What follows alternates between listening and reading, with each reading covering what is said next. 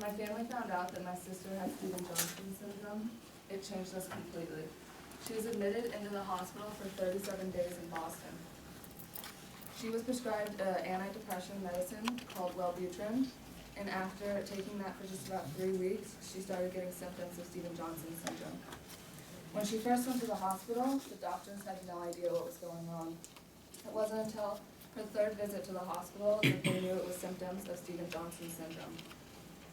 Each time I'd go visit my sister while she was in the hospital, she'd look completely different. Every time it scared me to look at her. Her face changed completely. At the end, I had to watch my sister learn how to walk again, go up the stairs again, and get back into a daily routine. I am extremely thankful that my sister is in this room today, healthy and alive. Some background about Stevens-Johnson syndrome. Stevens-Johnson syndrome is a rare skin disease where a person's body breaks out entirely into blisters. There's another syndrome that is different from Stevens-Johnson syndrome called toxic epidermal necrosis.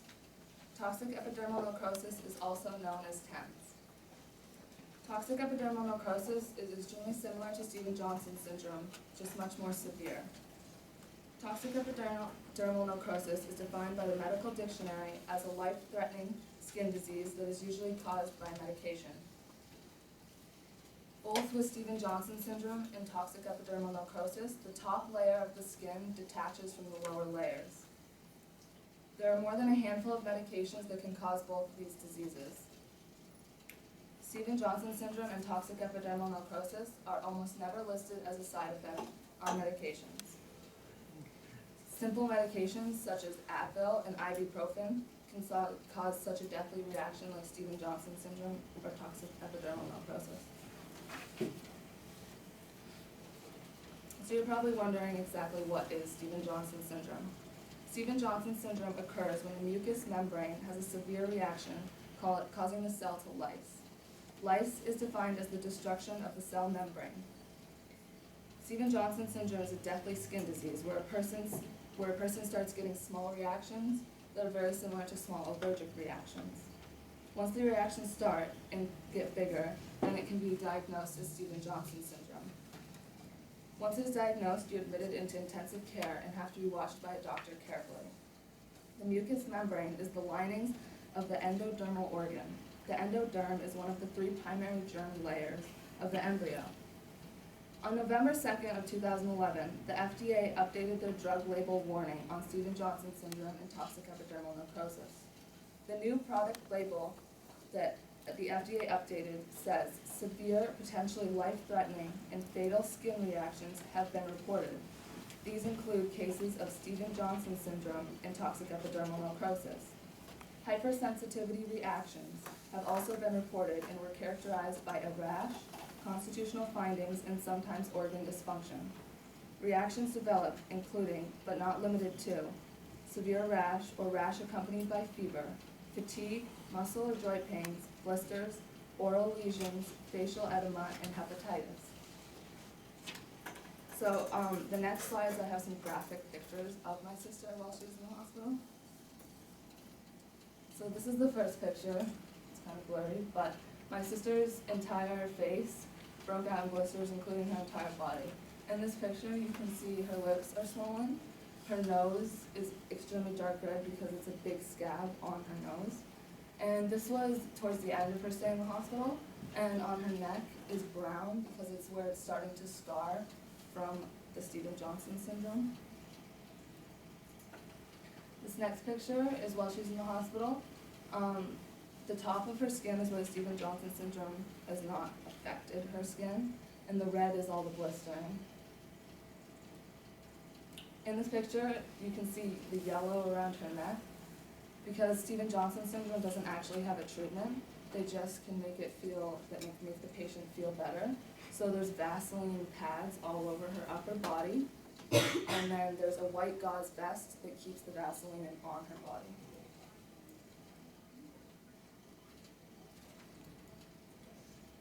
This is probably one of the worst pictures we have of my sister.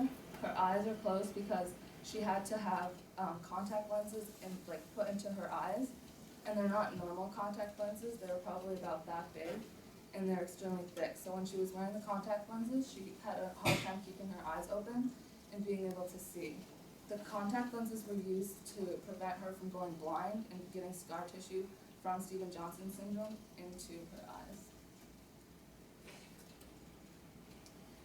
This picture is of her tongue and mouth. On her tongue, you can see a whole bunch of little small blisters, and it caused her to lose her taste in her mouth. And around her lips, she has blisters too.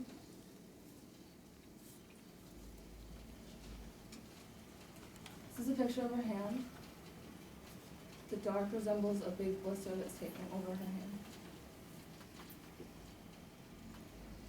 This is a good picture of explaining what Stevens-Johnson syndrome is. This is her back. On the right top corner, you can see that the top layer of her skin is completely detached in a blister from her lower layers. And she has white skin showing through, which is the areas of her skin that have yet to be affected by Stevens-Johnson syndrome. What is toxic epidermal necrosis?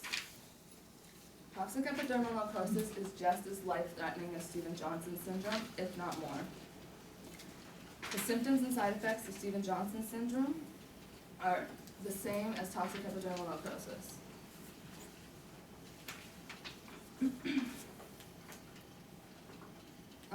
When you have Stevens-Johnson syndrome, it turns into toxic epidermal necrosis as it goes on.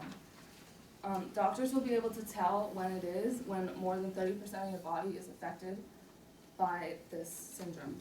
It's known as an overlap syndrome, and what this means is that you'll experience more fever and more rashes than you will when you have Stevens-Johnson syndrome, and almost your entire body will be affected by it. According to a study that was done by DermNet in 2009, there's an estimated to be 1 to 2 billion cases each year of Stevens-Johnson syndrome, and 0.4 to 1.2 million cases each year of toxic epidermal necrosis.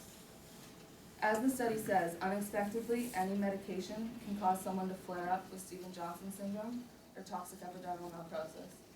Now, the 0.4 to 1.2 million cases each year of toxic epidermal necrosis and the 0.4 and the 1 to 2 billion cases of Stevens-Johnson syndrome can be extremely small reactions, or they can be as bad as my sister's or even worse and cause death. So what causes Stevens-Johnson syndrome? This is a list of some of the most popular medications that will cause Stevens-Johnson syndrome. So the first medication I want to start out with is raltegravir, which is a medication to prevent human immune deficiency virus, which is also known as HIV. It works by decreasing the amount of HIV in the bloodstream. This medication does not prevent HIV, but decreases the chance of developing immune deficiency syndrome, or also known as AIDS. The HIV-related illnesses can cause such serious infections or even cancer. The second medication is anti-gout agents. Gout is a common metabolic disorder caused by the high uric acid in your body and marked by episodic deposition of uric acid crystals in your joints, and the other tissues that can be such as your kidneys. Anti-gout agents are used to correct underproduction or overproduction of the uric acid in your body. The third thing is antibiotics. This is one of the most common medications that can cause Stevens-Johnson syndrome. The first antibiotic I'm going to talk about is doxycycline. This is very common and is used usually to treat Lyme disease and sinusitis. The next antibiotic is penicillin. Now, I'm pretty sure that the majority of people in here have heard of penicillin because it's commonly used. It is also common because it was one of the first medications that was known to treat severe illnesses and diseases. All penicillins are used to treat bacterial infections. The fourth thing that can cause antibiotics is antidepressants. This is what my sister was taking. She was taking Wellbutrin 3 weeks before she was diagnosed with Stevens-Johnson syndrome. The fifth thing is allergestics. This is painkillers. Painkillers such as ibuprofen, Advil, Tylenol, aspirin, and morphine. All these medications are extremely common. You can take on a day-to-day basis just from getting a headache to think about taking some Advil and then getting such a deathly syndrome like this. What are some of the symptoms? The most common symptoms that people will get before getting Stevens-Johnson syndrome is rash, fever, muscle or joint pain, fatigue, swelling all around your body, headache, tongue swelling, and itchy eyes. Now for my sister's case, she had most problems with her lips and she had what could have been a yeast infection. So when she went to the hospital, they prescribed her steroids to try to help this. And it wasn't until her throat started to close up that she was rushed to the hospital and they could finally diagnose her with Stevens-Johnson syndrome. I did a survey for the school. I handed out 200 surveys one day during lunch, and I tallied up my responses, and 12 out of the 200 students that took my survey had ever heard of Stevens-Johnson syndrome.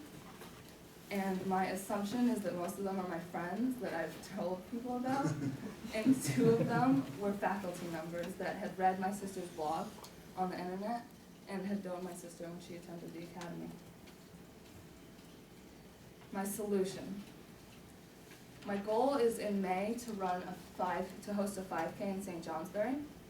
The money that is raised from the 5K will be used to donate to the Stevens-Johnson Syndrome Foundation, which is in Boston. And I have been talking with Joe Fox, who works in the field house and who also helps run a lot of 5Ks and runs them himself. And we're hoping that the bike path in St. J will be used to run this 5K, and that it will be in May of 2014. Christine's story. So I have 2 sisters, and my other sister created a blog while my sister was in the hospital, and the blog got millions of views while my sister was in the hospital, and many people emailed her asking her personal questions and trying to figure out exactly what her story was. And because I don't have enough time to tell you the entire story, you guys are more than welcome to look at her blog that she still updates to this day. Are there any questions? How is your sister doing now? She's sitting right back there. She's good and healthy. Yes? You mentioned that Tylenol or Advil can cause this. Is there any amount you would have to take that would put you at a greater risk for it, or is it just one single? It mostly depends who you are. Because obviously if all of us took Tylenol or Advil, we're all not going to get this syndrome. It depends how you react to it. So you can take it one day and 2 weeks later you might have Stevens-Johnson syndrome. Do you know of any alternative medicines that you could take instead of those? No, I don't. You said you had to help her, relearn how to walk and get into her daily routines. Does it also affect the nervous system and the muscular system, or is it purely just a skin issue? It's kind of both. It's mostly a skin syndrome where your entire body's in blisters, but she was in a hospital bed for 37 days, so her joints were all swollen, and then so it caused her extreme trouble to walk, and she was on steroids, which caused her to be very inflated. Yes? If you've taken any of these medications and haven't shown symptoms of SJS, does that mean that you will never get it, or? That does not mean that you'll never get it. You could get it. It depends on what you, it depends who you are. Because they can't choose which person can get it and which person won't get it. It's just like if you're allergic to peanuts or something. Yes. How long has the medical community identified this syndrome, and do they know if there are any genetic markers that might make someone more susceptible? They don't think that it's